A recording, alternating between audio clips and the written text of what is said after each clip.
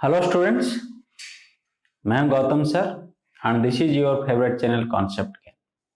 Dear students, आज हम electrostatic chapter का कुछ एमसीक्यू सॉल्व करेंगे। ठीक है, तो क्वेश्चन देखो। क्वेश्चन पूछा है the electrostatic force between two charges Q1 and Q2 separated by a distance r is given by F equals to K Q1 Q2 by r square। ठीक है, कूलम्स लॉ, कूलम्स फॉर्मूला है। तो question दिया है, देखो easy सवाल है, इतना डिफिकल्ट नहीं है। फिर भी बच्चे गलती करते हैं। दो चार्ज दिया है Q1 एंड Q2, उनके बीच में डिस्टेंस दिया है r। ठीक है, तो दोनों फोर्स के बीच में फोर्स लगेगा, रिपल्सिव हो सकता है या अट्रैक्टिव हो सकता है। अगर दो चार्ज पॉजिटिव है तो repel each other, repulsive force लगेगा। अगर एक पॉजिटिव एक नेगेटिव तो अट्रैक्टिव फोर्स लगेगा। तो फोर्स कितना, फोर्स का मैग्नीट्यूड है K Q1 Q2 by r square. K है कूलम्स कांस्टेंट, ठीक है, जिसका वैल्यू है 1/4πε। ठीक है, K का वैल्यू कितना है 1/4πε। ठीक है, एयर मीडियम के लिए हम 1/4πε0 लिखते हैं और एयर मीडियम। अब डिस्कस करेंगे हम डिटेल्स। देखो क्वेश्चन पूछा है, ये जो K है कूलम्स कांस्टेंट, ये डिपेंड करता है, depends on the system of units only. सिर्फ सिस्टम का यूनिट ऊपर डिपेंड करता है। Depends on the medium between charges only, medium between charges only. ठीक है, कौन सा मीडियम में दो चार्ज है उसके ऊपर डिपेंड करता है। डिपेंड्स ऑन बोथ, इसके ऊपर भी इसके ऊपर भी, नॉन ऑफ दिस। ठीक, तो आंसर होगा depends on both A and B. System के यूनिट से ऊपर डिपेंड करेगा और मीडियम के ऊपर भी डिपेंड करेगा एक की। पहले मैं बोलता हूं कि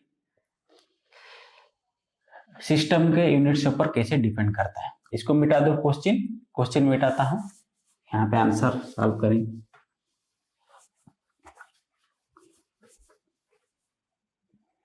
तो ये जो K है, ठीक है, K का वैल्यू देखो, तुम्हें पता है कि K का वैल्यू हम कितना लिखते हैं 9 × 10⁹ इतना लिखते हैं कि नहीं, 9 × 10⁹ K का वैल्यू। बट A ओनली सिर्फ कौन सा यूनिट में, K का वैल्यू 9 × 10⁹ न्यूटन मीटर स्क्वायर पर coulomb square. F equals to K Q1 Q2 by r square.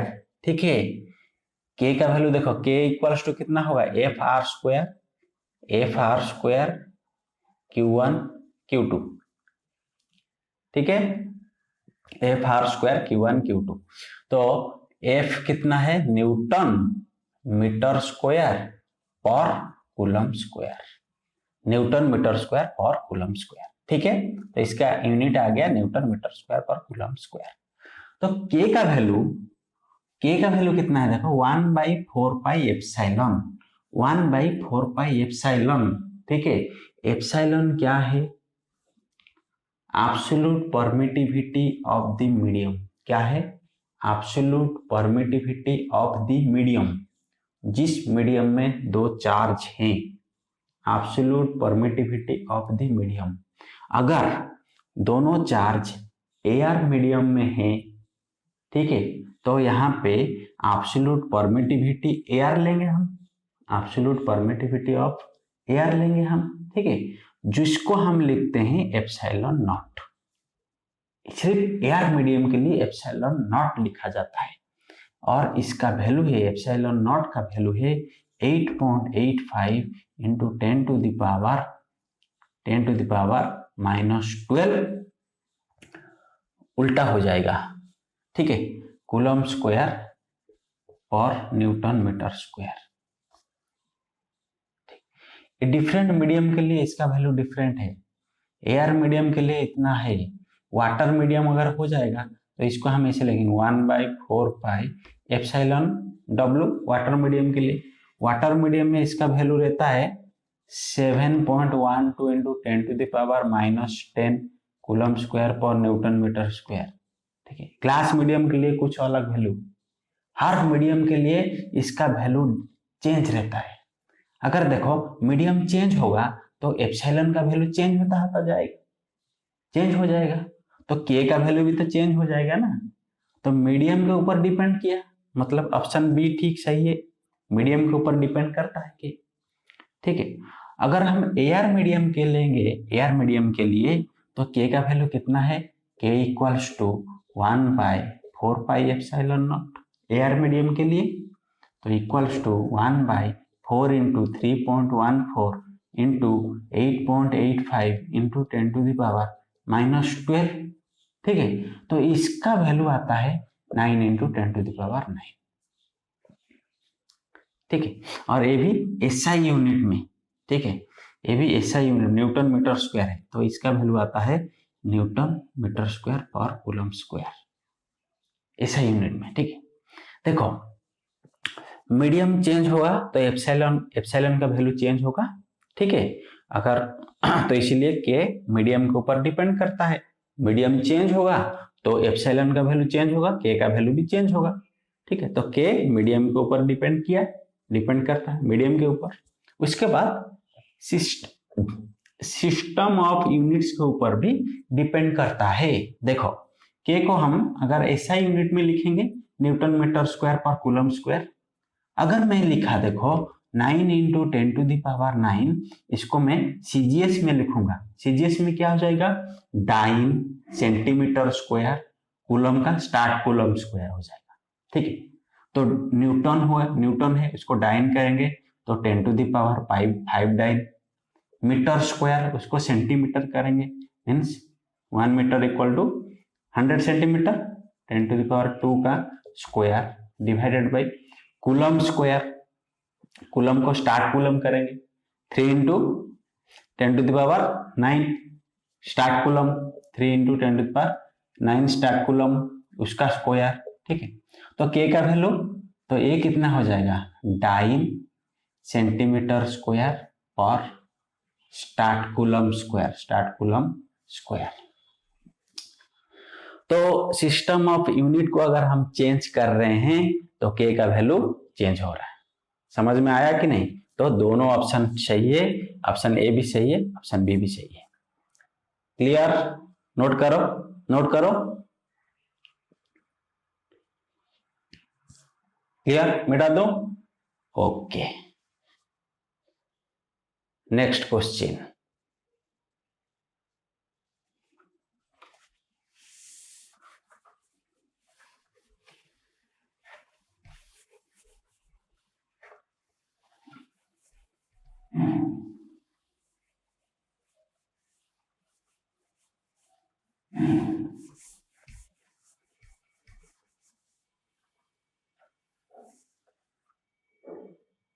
Question number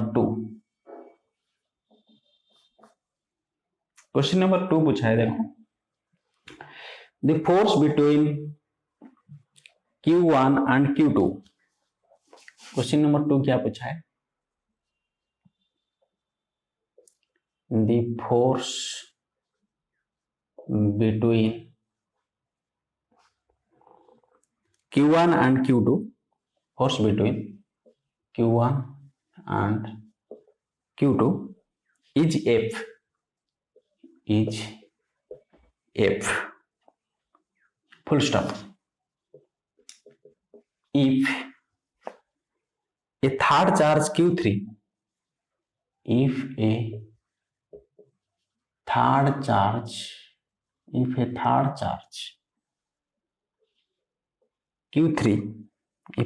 charge Q3 is brought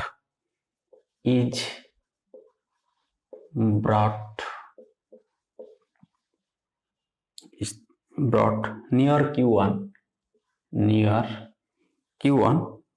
the force between Q1, the force between Q1 and Q2 is force between Q1 and Q2 is F dash let, ठीक है, मुझे लगी से बोला है, ठीक है। Next पूछा है देन ऑप्शन दिया है देन क्या होता है ना, F equals to F dash, ठीक है, F equals to F dash, ठीक है, F dash equal to F दिया है कुछ ऑप्शन में, ऑप्शन बी पूछा है F dash greater than F, option C दिया है F dash less than F, option D दिया है F dash may be greater, F dash may be greater, F dash may be greater or less than F, ठीक है।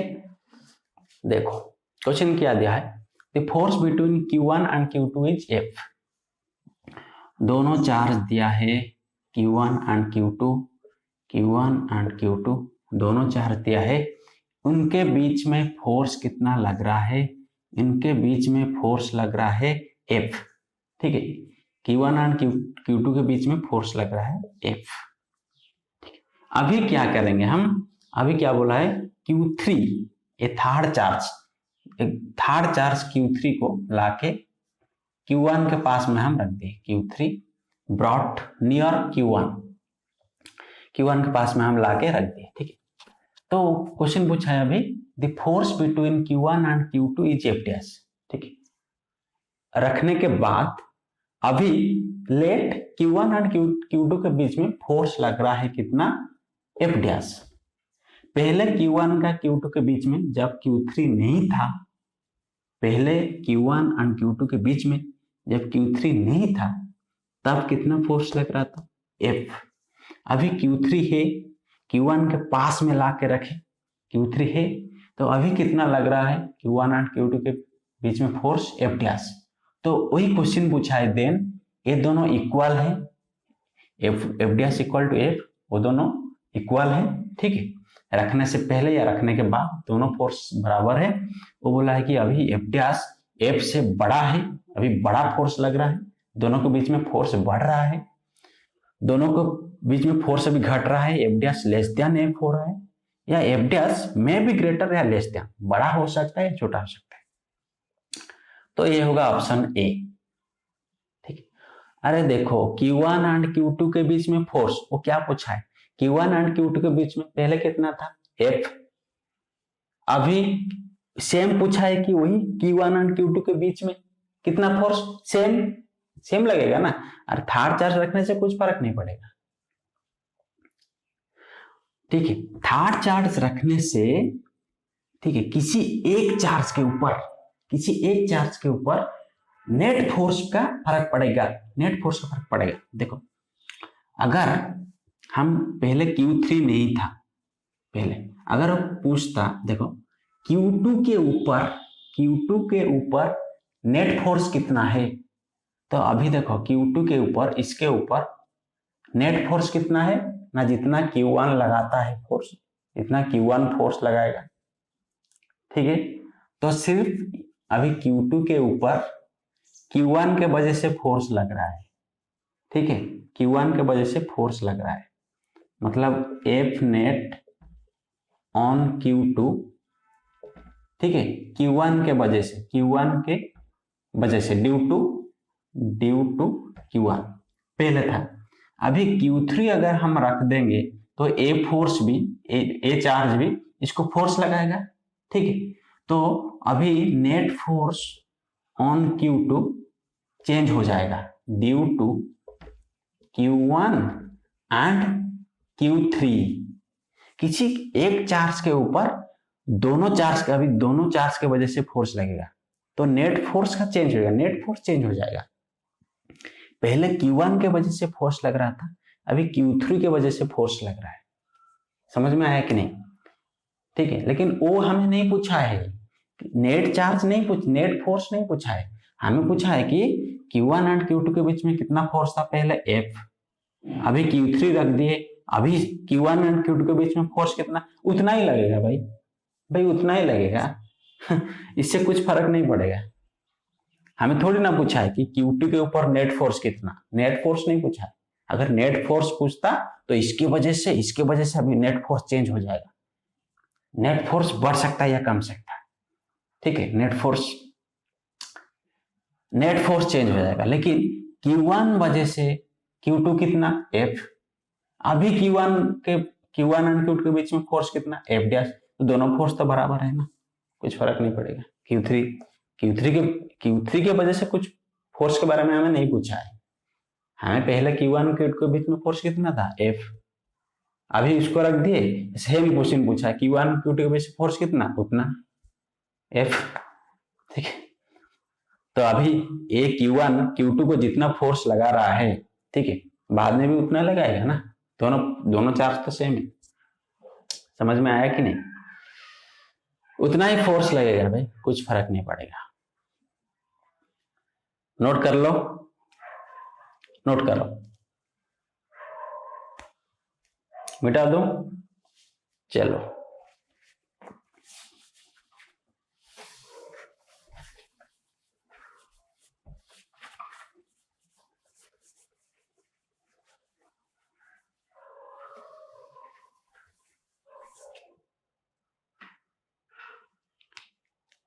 चलो next question number 3। Question number 3 पूछा है the coulomb force of attraction. क्या पूछा है? The coulomb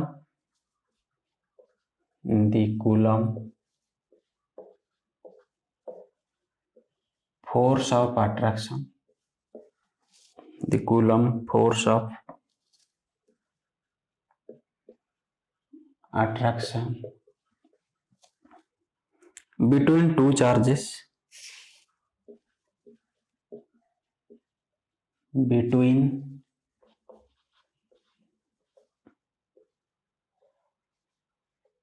two charges separated by a distance,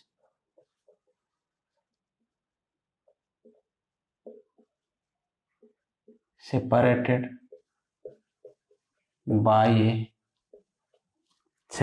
by a distance is 4 Newton if a dielectric medium, if a dielectric medium of dielectric constant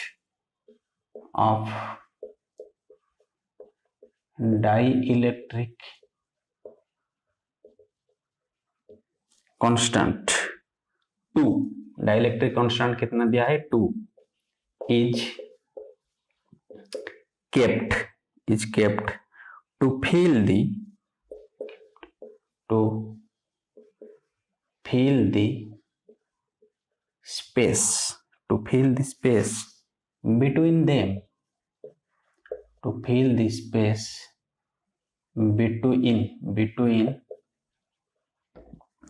the space between them, the force of attraction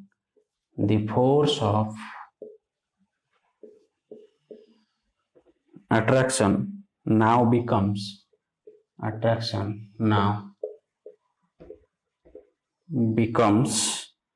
option A 8 Newton, option B 4 Newton, option C 6 Newton, option D 2 Newton.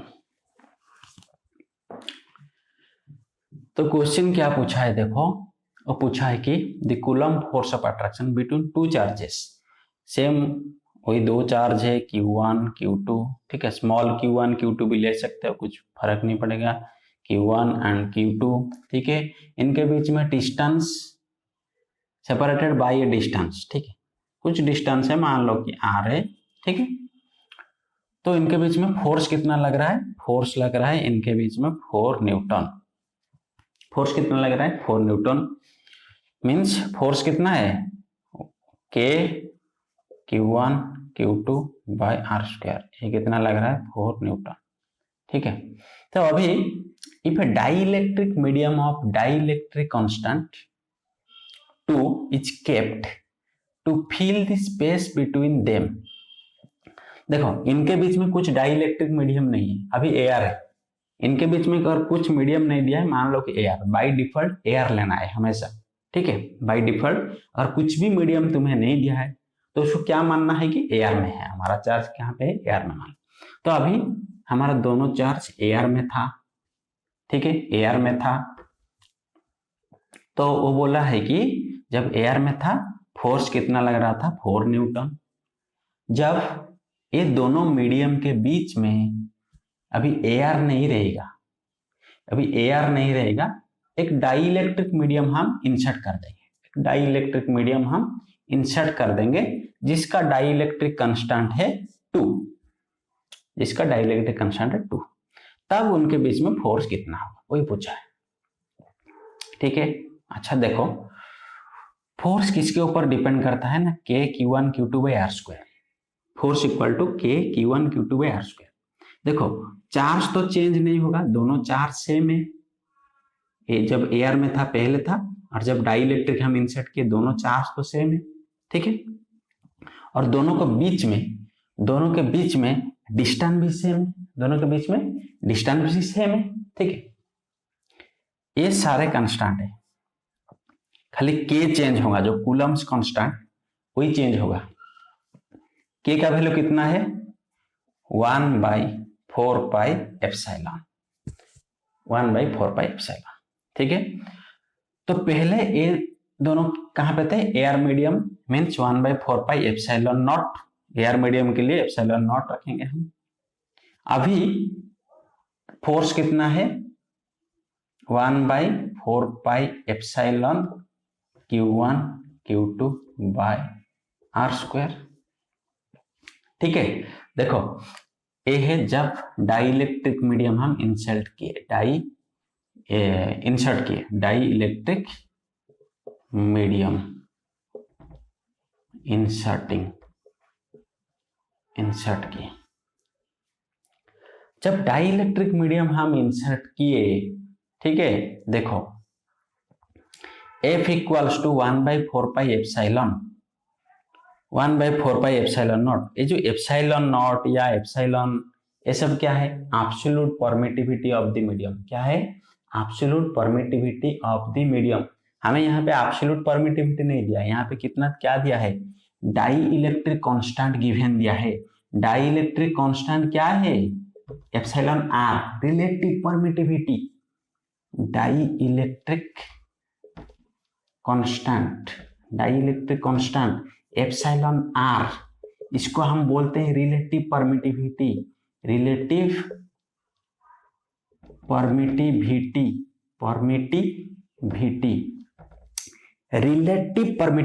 Means with relative to air medium. हमेशा किसी medium का अगर हम relative permittivity निकालेंगे तो क्या करेंगे, मान लो कि relative permittivity of water medium, relative permittivity of water medium, ठीक है, ε0 आर रिलेटिव परमिटिविटी। देखो इतना लिखे ना, नोट करो, बढ़िया से समझाएंगे इसको। तो रिलेटिव परमिटिविटी क्या है, देखो रिलेटिव परमिटिविटी क्या होता है ना, absolute permittivity of a medium, absolute permittivity of any medium with respect to divided by absolute permittivity of air medium। समझ में आया कि नहीं? अगर हम वाटर मीडियम का रिलेटिव परमिटिविटी हम निकालेंगे, ठीक है, मतलब वाटर मीडियम का एब्सोल्यूट परमिटिविटी दिया है हमें गिवन, तो उसका डाइलेक्ट्रिक कांस्टेंट हम कैसे निकालेंगे, डाइलेक्ट्रिक कांस्टेंट जो है रिलेटिव परमिटिविटी वही है, सेम है दोनों भाई, ये दोनों सेम है। एक देखो ये रिलेटिव परमिटिविटी है ना, absolute permittivity of a medium divided by absolute permittivity of air medium. देखो ये दोनों परमिटिविटी है ना, एब्सोल्यूट परमिटिविटी, तो एक कांस्टेंट आ रहा है कि नहीं, इसका कुछ यूनिट है क्या? No unit, it has no unit. Dielectric constant कुछ यूनिट नहीं है, इसीलिए हम इसको कांस्टेंट बोलते हैं। तो इसको के भी लिखा जाता है, कभी कभी के भी लिखा जाता है, एक कांस्टेंट है के। रिलेटिव परमिटिविटी एक कांस्टेंट है, दो एब्सोल्यूट परमिटिविटी का रेशियो है। Absolute permittivity of any medium divided, उसके साथ क्या करेंगे, अगर हम एयर मीडियम का एब्सोल्यूट परमिटिविटी डिवाइड कर देंगे, एयर मीडियम का कितना है, एप्सिलॉन नॉट 8.85 इंटू 10⁻⁻12, ठीक है। तो वो हमें दे देगा रिलेटिव परमिटिविटी। तो यहाँ पे हमें डाइइलेक्ट्रिक कांस्टेंट दिया है, मतलब रिलेटिव परमिटिविटी दिया है, मीडियम इंसर्ट किए, वो कितना दिया है, 2 दिया है, ठीक है, 2 दिया है। तो अभी देखो, अभी हम इंसर्ट करने के बाद मीडियम इंसर्ट कर दिए, पहले एयर था, एयर जब था फोर्स कितना था, 4 न्यूटन। अभी इंसर्ट करेंगे फोर्स कितना होगा, वही पूछा है ना। तो जब इंसर्ट किए 1/4 पाई एप्सिलॉन हो गया, अभी एप्सिलॉन नॉट था यहाँ पे, ठीक है, अभी एप्सिलॉन हो गया। तो जो मीडियम हम इंसर्ट किए उस मीडियम का एप्सिलॉन तो नहीं दिया है हमें, एब्सोल्यूट परमिटिविटी तो नहीं दिया है, लेकिन रिलेटिव परमिटिविटी दिया है, डाइलेक्ट्रिक कांस्टेंट दिया है। तो इसके जगह हम लिख सकते हैं 1/4 पाई, क्या लिखेंगे ना, epsilon naught R into epsilon naught Q1 Q2 by R square, ठीक है। तो देखो यहाँ पे क्या होगा, 1/1 एप्सिलॉन आर, ठीक है। देखो 1/4 pi epsilon naught, 4 pi epsilon naught Q1 Q2 by R square, ठीक है। तो F कितना हो जाएगा, अभी F equals to 1/1 epsilon R. तो ए टोटल वैल्यू कितना है, 1/4 pi epsilon naught Q1 Q2, ये टोटल कितना है 4 न्यूटन। तो इक्वल्स टू कितना है, 4 एप्सिलॉन आर कितना 2, इक्वल्स टू 2 न्यूटन। समझ में आया कि नहीं।